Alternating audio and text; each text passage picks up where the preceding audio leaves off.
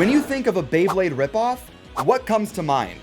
Is it anything that uses a ripcord? Is it anything that can spin in battle in a stadium? For a lot of products, it's pretty cut and dry, whether they're counterfeit bays trying to be the real thing, or Beyblade alternatives like Infinity NATO. But sometimes the lines get a little bit blurred, where you look at something and you can't really tell, like what I'm going to talk about today, which is the new generation of Bakugan. I don't think anybody has ever looked at a Bakugan and thought it was a ripoff of Beyblade, but with this new series, you can definitely draw some comparisons. So I'm just going to leave it up to you guys on whether you think it is a ripoff or not. But for now, let's talk about this newest generation of Bakugan. This new series is a complete reboot that replaces the Bakugan Battle Planet series that ended with Bakugan Legends. How many times am I going to say Bakugan in this video? I picked up a couple of the special attack Bakugan, one being Dragonoid, of course. You always got to get Dragonoid, and a Diamond Ventry. I don't know how rare Diamond Bakugan are. I know that they were chase variants for the last series, so let me know in the comments down below. These special attack Bakugan are brand new to this generation, and these are where the comparisons to Beyblade definitely get drawn. This video is brought to you by Mall of Toys. If you want to buy official Beyblade X bays from Japan, they're the best place for it, whether it's Dran Sword, Hell Scythe, or some of the stuff that's coming out really soon, like Dran Dagger, Hell's Chain, Rhino Horn. So go and check them out. Links in the description down below, or you can scan the QR code, and make sure to use code ilinnuc to get 5% off of your first purchase. So opening up the box, we get a few different things, one of them being a paper card pack that has Roblox codes. We also get a metal gate card with 3 distinct symbols on it, and then we have 2 kind of half paper cards. This is where the rules of the new generation of Bakugan come into play, and it took me a little while to understand what everything was. The top half of the card is the character card, and this one is Dragonoid, and it looks pretty cool, has a nice little design on it, and it has its own stats with a red, green, and blue stat, and we'll talk about those later. The second half of the card is the special attack card. The one included with Dragonoid is Blaze Swords. And the reason why the card is split in 2 is because the Bakugan are split in 2. The top half is the Dragonoid, and the bottom half is this yellow kind of disc. It's pretty simple. There are still normal Bakugan that don't have this special attack gimmick that just come with the top half of the character card, but all Bakugan can now split in half and attach to these special attack bases. And the Diamond Special Attack Ventry comes with all the same things, a ripcord, 2 halves of a Bakugan, and a couple of cards. So how does the game actually work? And is it a ripoff to Beyblade? I'm going to give you the really condensed rundown. If you want something that's more expansive, Bakugan themselves have their own tutorials. And then there's also great creators out there like Jet Kuso that would give you a much better look. So to start off, there is an arena, which you of course have to buy separately in its own release.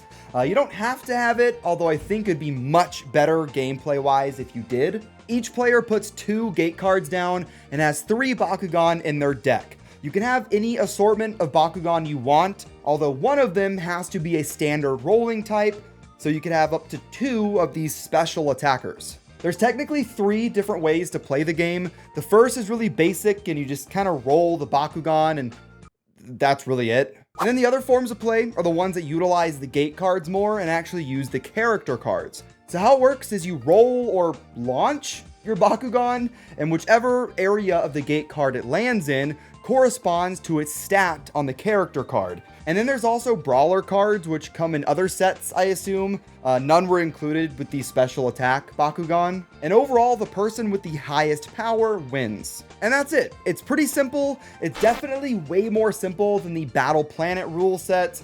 Battle Planet at the start really wanted to be like a TCG, and it was honestly really fun. Spin Master invited me to the first and second invitational years ago, and it was a lot of fun battling with other brawlers and using a lot of strategy that came from the TCG. The problem is, TCG support was not good at all. I think we only had like 1 or 2 sets actually released like they were supposed to, and then there was issues with distribution, and the TCG was pretty much canceled in 2020. While I really liked the TCG gameplay of the last series, it was just impossible to find the cards, and distribution was really bad. So for Generation 3, they scrapped the TCG entirely. They're giving you the half cards and gate cards you need to play with the Bakugan themselves, and then you can customize them more later on. Of course, this change makes a lot of sense. It's a lot simpler on Spin Master and on Bakugan and on new players, but for older players like me, it can't help but feel it's really simplified. I am not a seasoned Bakugan player or collector though, so my take really doesn't matter. So what I'm going to do is hand you guys off to Jet Kuso so you guys can get his take. Hi Jake, Jet Kuso here to give my opinion about the new Bakugan Gen 3, 3.0, whatever you want to call it. So let's start off by saying I do like the new stuff. I think as toys they're pretty solid. I think the play feel is good. They feel good in the hands. The ripcord gimmick feels good. All of it has a good vibe to it. I like the look of the toys. I like the look of the branding. That's all fine. No complaints. The biggest issue is that the special attacks don't actually work very well unless you have an arena to inset the cards in. Some people disagree on this, some people say it's a skill thing, and if you're good enough, you can slide roll a special attack onto the cards even on a flat surface. I've never been able to get it to work very consistently without it being very frustrating. I think the skill ceiling of that is too high. Also, the new rules for the game are rough at best, pointless at worst. It's not very well designed, there's not really much meaningful choice involved in the game. It's kind of just a roll of the dice on whatever your special attacks happen to land on, and then whatever bonuses you happen to get, you don't get to play cards by choice. You just draw from a random deck, and then the cards are only really available in certain sets. There's some very fundamental issues with the game design that I think for probably any kid older than like 5 or 6, it's not going to hold on to them for very long. That said, the cards are designed in an interesting way so that if you really want to make up your own game, you totally can, and in fact, all of the members of the local North Texas community are working on doing that very thing, and so far, it's going pretty well. The things they're well built to have a good game built around them. It's just the game that the actual brand built around them isn't very good, which is sad, makes me sad. I'm a sad little guy about it. In truth, the highlight of the line is the gimmick of the Bakugan that's split in half and combined. Even though it's not being utilized incredibly well right now, and for the most part, like the lower halves don't actually spring open, so it feels a little bit pointless, but it's a solid gimmick, and it works well. If they would just start incorporating more gimmicks into the top halves and bottom halves, and just giving us cooler stuff, if they hold on to this sort of splitting thing and do more and more with it as things go on, it has the potential to be one of the coolest lines of Bakugan from a sort of toyetic perspective. Now, if their goal is to steal Beyblade customers away, that's not a very good plan, because they're not Beyblades, and they don't work like Beyblades, and they don't feel like Beyblades, and you don't even play with them how you play with Beyblades, because the game doesn't have anything to do with who stops spinning first or who gets knocked out. The spinning doesn't have anything to do with the game, so no, it's not going to compete very well with Beyblades if that's what they're going for. Either way, it's a weird time to be a Bakugan fan, it's a weird time to be a Beyblade fan, but I actually have a video where I go into a lot more detail about this stuff and the new Bakugan stuff over on my channel, so go check that out if you're interested in some more in-depth commentary from me, Jet Kuso, on the YouTube channel, Jet Kuso. Thanks for having me, Jake. I appreciate it. So there was Jet Kuso's take, and their knowledge of Bakugan is definitely way higher than mine.